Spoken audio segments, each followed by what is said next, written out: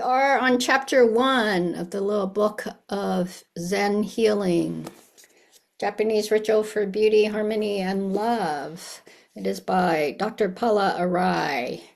And, and we're not doing this for those who don't come regularly or haven't come lately. We're not doing it like every week. There's a new chapter. I like to throw in things in the middle, and I'm the only one teaching it. So, and as indicated, it will be a bit more interactive, all these sessions. So plan on that. Part of the reason I picked the book is that, besides it just came out, it's relatively new, is that I know that there's been a lot of requests for more rituals and forms and stuff. Or maybe I should say there has been some requests, and I think it is part of Zen practice. And this book makes it very approachable. Also, I really appreciate her intention of, as in one of the recordings that she has out about the book, that she's calling this like domestic dharma, and that so much of Buddhism has, as in I think a lot of religious practices, women carry culture in general, and I think that's a pretty archaeological kind of understanding. So, anthropological, excuse me. So I don't, and I actually was an anthropology major at first, so I'm pretty sure that we could, of course, everybody carries it, and women I think have been a part of it and often are not noted for that, especially in writing or in history. So she's making the point, and this did start in the 90s when her mother died, 96 or 97, I think was when she went to Japan. And then it did come out. I mean, I remember when the book came out, much more scholarly book, maybe it was her thesis. I'm not sure about that part. And so this is like a more approachable version, and I really appreciate it. All right. And actually, I want to start out by saying that we are talking about healing this year. That's our theme for the year. And a couple of days ago, I fell. So we're moving. So we had put out a whole bunch of, we don't do anything lightly, Deb and I. So when we were gardening, and Deb in particular, got a next door, and we got a lot of different pots, and had all sorts of plants, but now we're downsizing. So we had put out all these pots and a lattice out there, and we'd gone on a hike, and we came back, and the lattice had fallen over onto the sidewalk and, obstructing flow on the sidewalk. And so, I got out of the car and I said, okay, I'll meet you at the back. And as I step off the curb, the street is not a lot of potholes, and somehow I didn't quite see that little pothole, and I twisted my ankle and went down and hit my knee. And it wasn't too painful, but I have to say, the thing that really got to me was the car was pulling away for some reason. That was the part that felt like she did not see me fall. No, but like Deb did not are you okay? And somehow that was more painful than, I mean, my ankle was pretty sore, and I do have it went through my jeans, and I have a scab on my right knee. And but I have to say, I was like, oh, she did not notice.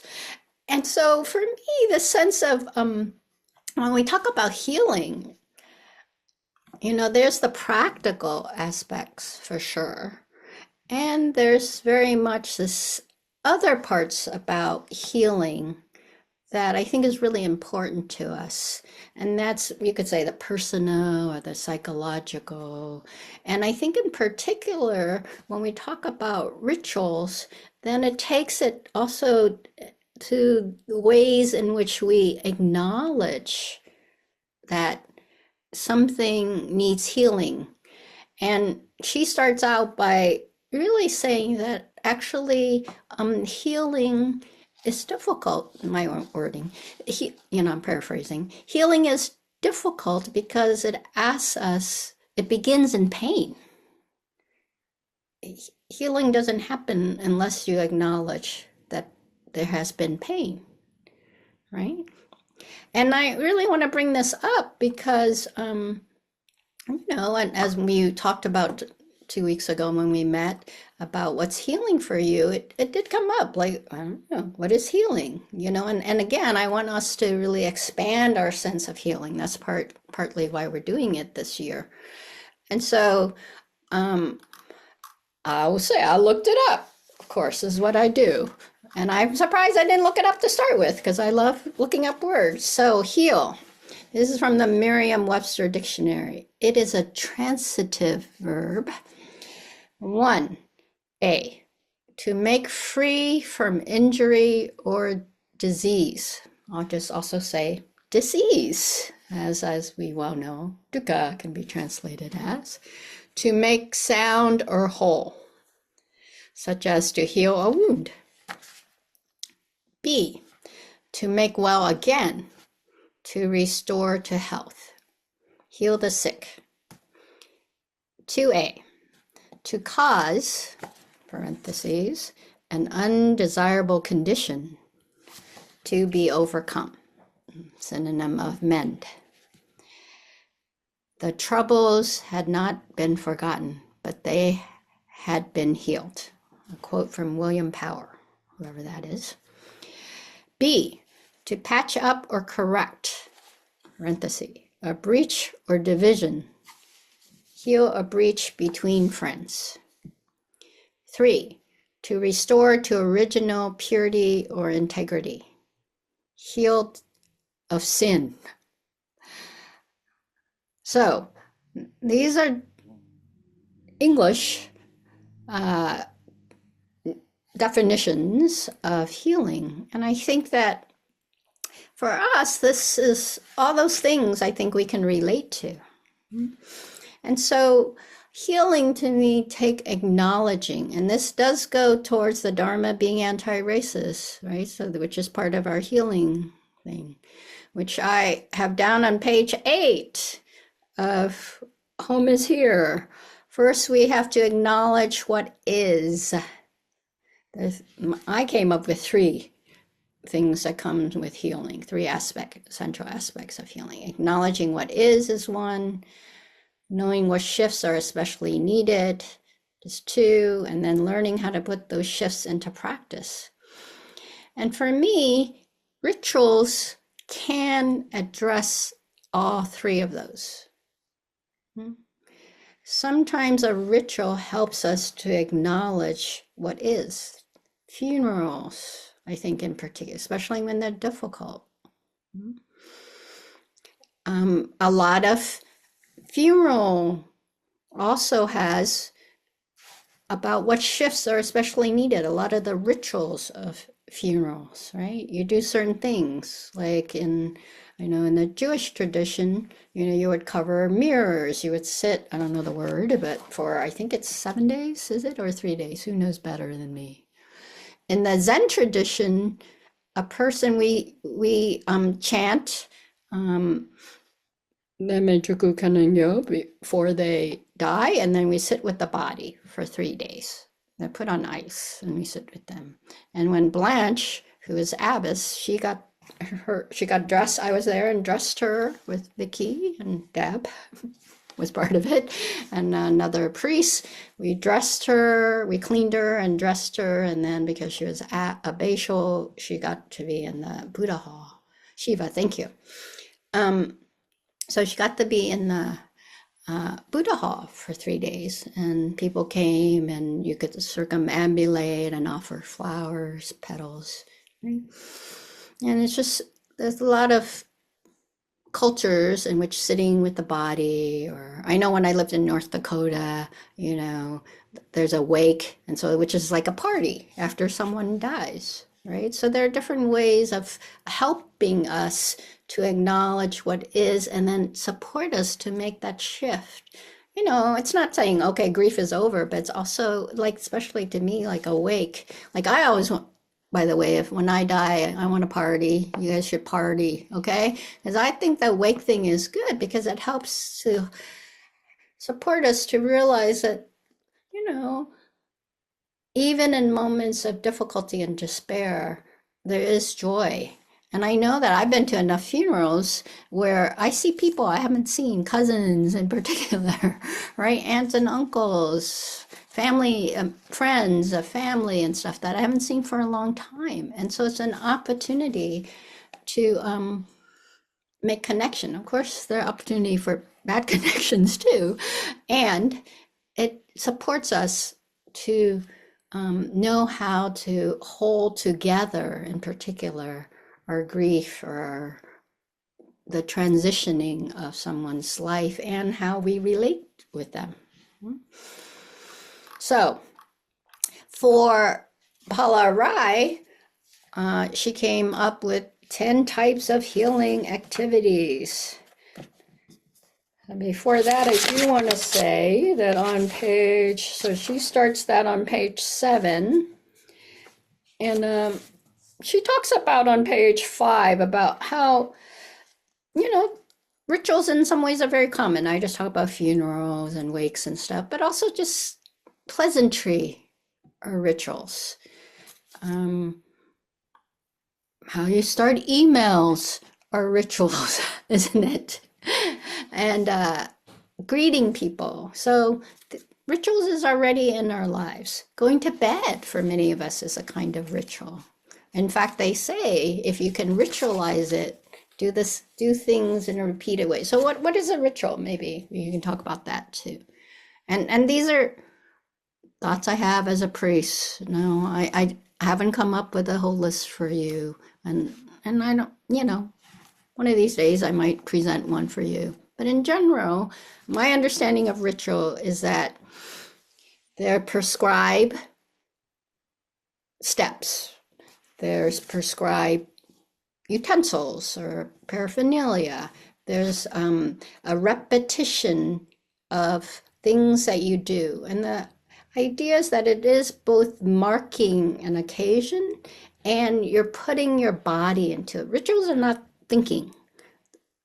You can think about a ritual, but it doesn't become a ritual until it's enacted. And then there's a sense of some kind of meaning is behind it. To acknowledge, a lot of rituals are about acknowledging, about supporting us, some kind of shifts, and also giving us tools to do those shifts. When we do memorial services, when someone has died, we try to do it on the same day, and it's usually in the evening. And at Zen Center, we have their name on a plaque, and then the priest comes, and then when we do the incense, we incense it. So you're bringing part of the incense is that this is a message between this life and the next life, in the sense of like us and Buddha or the spiritual world, or beyond the mundane, as Paula used. In Buddhism, there's a lot of talk about the mundane, which is our everyday, life, and then the supramundane, like the spiritual or the absolute kind of sense. So in the moments in which life is showing us that really absoluteness about our condition as beings, right? So birth, death, illness, marriages, moments in which a lot of cultures, also a certain age, parameters, markers, milestones, right? I wish we had more for aging, right? More for aging. I think most of ours is, oh no, kind of aging, but oh yeah, I do like to watch Gayle King in the morning sometimes and CBS morning show. And they were talking about how um, Drew Barrymore, I guess, turned 50. And so she's now the cover girl for AARP. AARP. And she was really, and they were talking about how, oh, in the past, it's kind of put down, especially for women. Somehow men aging, getting gray hair and something is better often put out that way in mainstream culture in the United States. And so now, it's more of a celebration. And in fact, according to the little blurb about Drew Barrymore, she's very excited and she's excited to be, probably being spokesperson and getting paid is probably really helpful in that, huh? I don't know. I'm being cynical. Anyway, so these markers, so rituals mark occasions too. And the repetition and the doing, again, I'll just say, those are really important parts of ritual, as I understand them. They also tend to bring community together. Of course, you can do your own ritual, and this book talks a lot about personal kind of rituals. And a lot of rituals are done every day or in a repeated way. And so they often are, first thing in the morning, get up. I know that one of my Vietnamese American friends, his mother, who's Buddhist, she gets up and right away she does her chanting and then she meditates and then she chants again. That's the first thing she does in the morning. Right? So, all right. So they're common. She goes on, Paula Arai, that is, on page 6, says, no one, however, has a monopoly on rituals, and it would be a shame to throw out the baby or ritualize meaning making with bathwater, a particular ritual to which we feel aversion or numbness. Oh yeah, before that she was saying how they can become rote or not meaningful. And so that's what she's addressing. I approach ritual by recognizing everyone has the freedom to create them because each person has the power to create meaning. Whether making use of beloved cultural traditions or starting from scratch, infusing daily activities with meaning is a natural way to create ritual. Indeed, many rituals are simple and do not require special training. You can even make a ritual out of brushing your teeth by intently pausing to reflect that turning off the water while you brush is an act of humility and a concrete way to respect the fact that we share resources on this planet. Everyone has the ability to transform moments of everyday life into healing rituals. Healing rituals are concrete acts of compassion that can guide us through our lives, helping to decrease our fear and anxiety to increase our awareness and connectedness. Such rituals flourish in the messiness of life conditions. They are not about right or wrong, nor are they exclusive to any particular tradition. Rather, healing rituals are driven by thoughtful intent and engage our deepest love.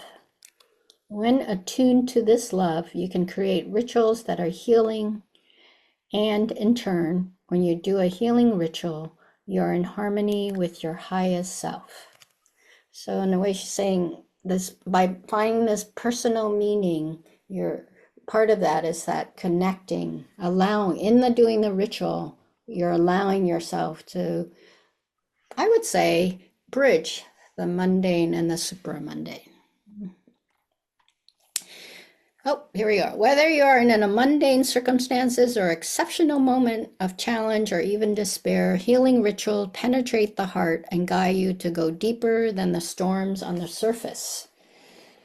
They cannot change the past, but healing rituals can help you change your experience of the present.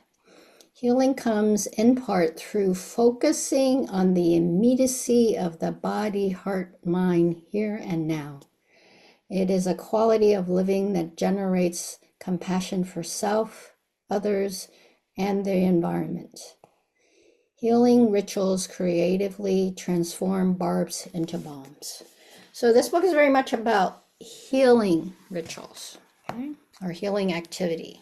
All right, and she comes up with 10 of them, which I spoke to you as you were meditating. Bless you. There we go. There's a ritual. Let me put it in chat here. So it's also on page 7 in your book. So I'd like you to go in the room and talk about those and see if you can come up with an example of how you have known that or can do that. You know, what might be a ritual you would practice this week, for instance, or you've done in the past that addresses that as she shares it.